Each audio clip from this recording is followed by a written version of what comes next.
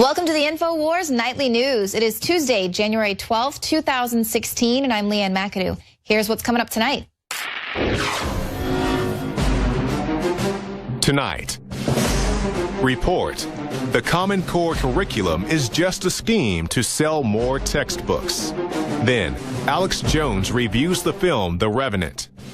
After that, a new development in Hillary's email scandal. And the truth is out there. The new season of The X-Files is to focus on factual conspiracies that are not always theories. That's next.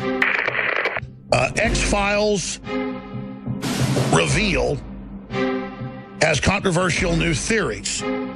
Chris Carter on his hit Fox Return, which warns of UN takeover and links to 9/11 and other things, chemtrails, you name it, and then they just go on to say that it's based on Alex Jones. And then it goes on to say that the topics... Clean, pure drinking water. You can't survive without it. But where do you get it? Alexa Pure Pro is a brand new, groundbreaking, gravity-fed water filtration system that is like no other. The Alexa Pure Pro transforms water from virtually any fresh source into clean, healthy drinking water, pairing the unprecedented superfiltration power of an all-new gravity block core with a hybrid chromatic shell. It removes up to 99.999% of impurities, including bacteria, viruses, fluoride, disinfectants, volatile organic contaminants, and hormones.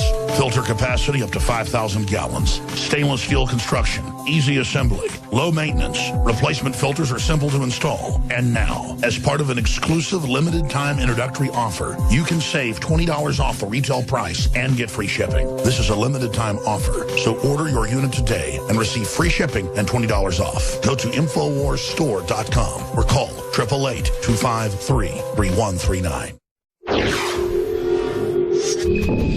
Well, InfoWars fans are going to be in for a real treat with the return of The X-Files. Now, the 6-episode series is going to be airing on Netflix, and they're basing one of their main characters off of Alex Jones and InfoWars. Now, here is what the creator, Chris Carter, has to say.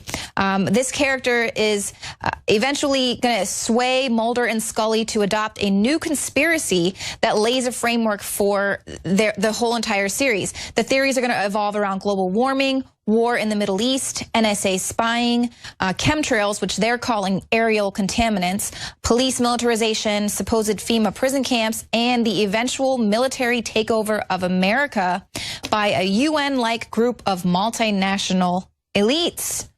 So, I mean, does that not sound exactly like they probably wrote this entire series based off of just watching InfoWars and listening to Alex Jones? He says this conspiracy theory plays a little bit like Oliver Stone during his JFK fever pitch, only if the source material was InfoWars instead of UFO lore. But the creator, he says, we live in a citizen-4 world now. We've given up certain rights and freedoms because we want the government to protect us after 9/11. We see the admitted spying by the government. These are not things we're making up, and it informs everything Mulder and Scully are doing. So this is pretty interesting, and also he admits that he thinks the UN takeover threat is actually quite plausible. He says the idea of a new world order is relevant, and when we suggest the show is embracing right-wing theories, he counters that, and he says, I don't see Alex Jones as right-wing. I see him as a libertarian. So this is going to be sounds like it's going to be a pretty good series, and I'm looking forward to it. It's actually going to return January 21st. We'll see if it ends up being a little bit more thought control. But coming up later in the show, Alex Jones is going to give his take on, what he sees as sort of this revival happening in Hollywood. As well, we're going to air an interview that Alex Jones did with Dean Haglund.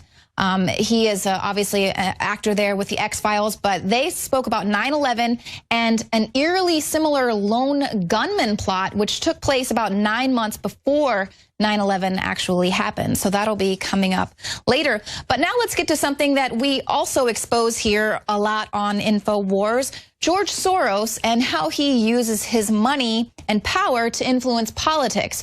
Well, this should be no surprise. Soros's Move On group has now gotten behind Bernie Sanders. They gave him the big endorsement.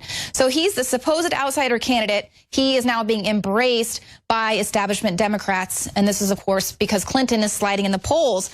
So they, according to their website today, they said, with a record-setting 78.6% of the votes cast by the Move On membership, Senator Bernie Sanders has won MoveOn.org Political Action's endorsement for president with the largest total and widest margin in Move On history.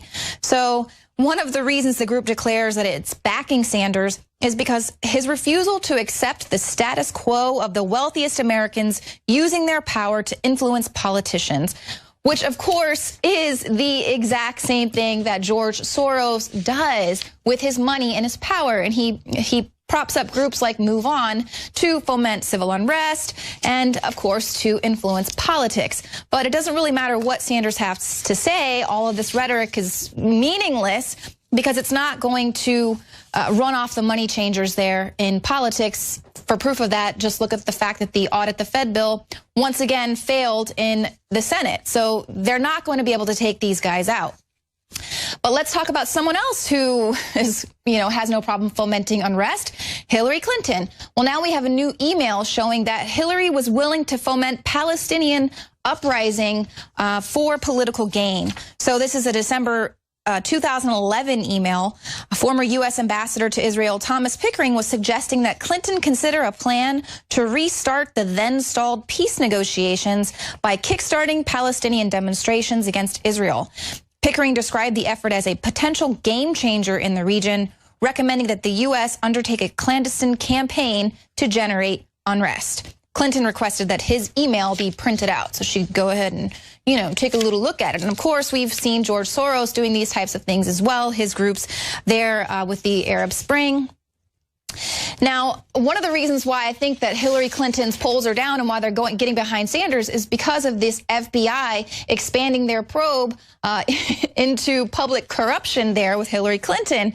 And just the simple fact is if this goes somewhere, she is going to take a lot of people down with her.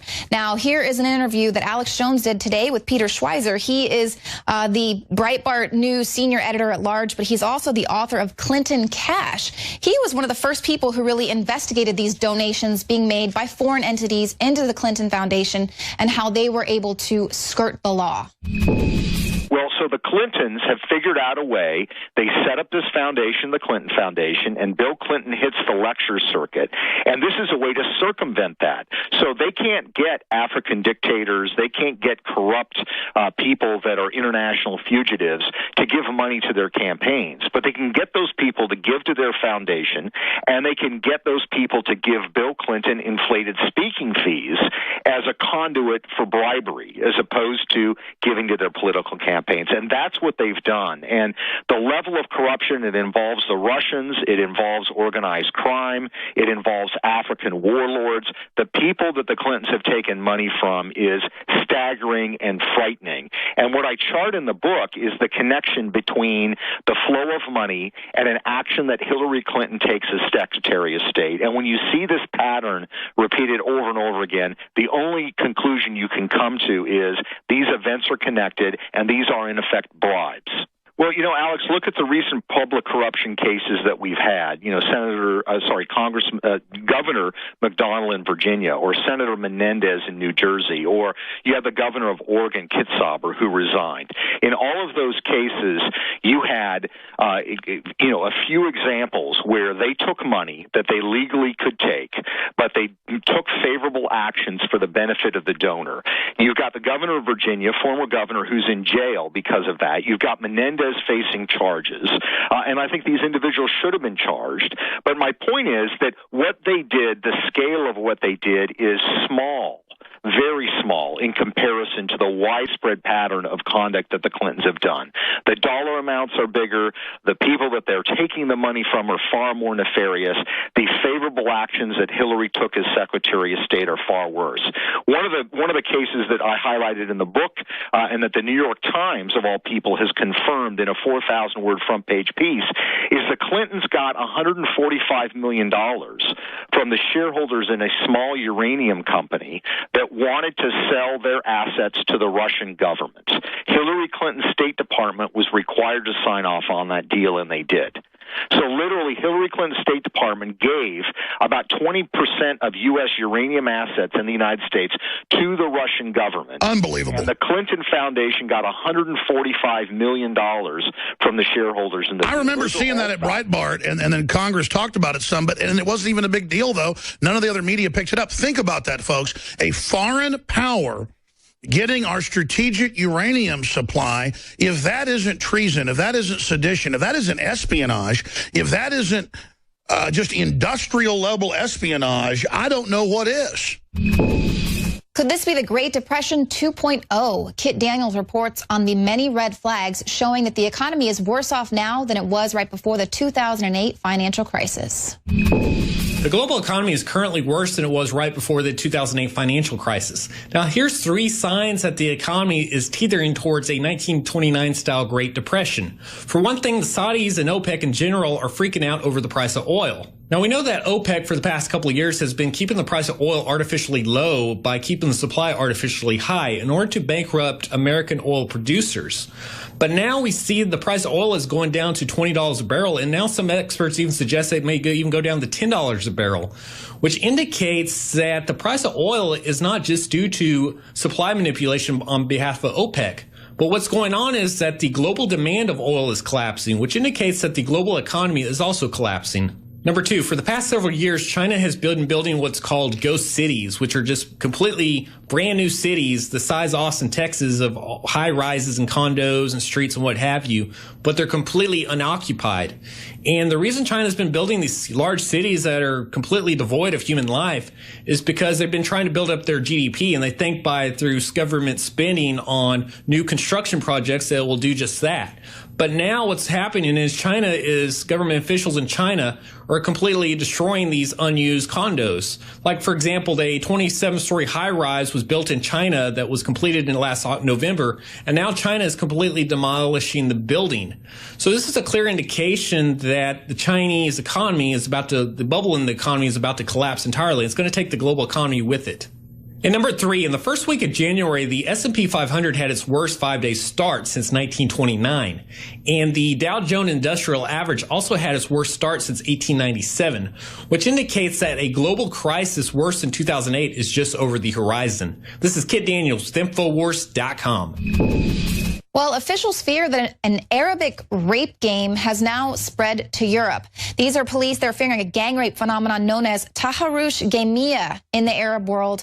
They've seen the attacks on women across German cities, and at New Year, they're fearing that it has now spread to Europe. The name of the practice translates to collective harassment, and it's carried out by large groups of men who sexually assault lone women, either by groping or in some instances raping them.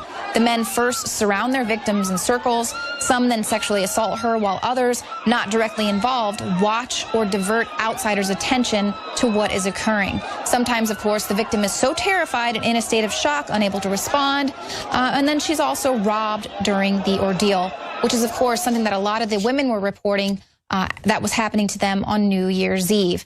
Now, a lot of apologists out there, of course, are going to say, oh, it's okay, it's just a rape game. It's not rape.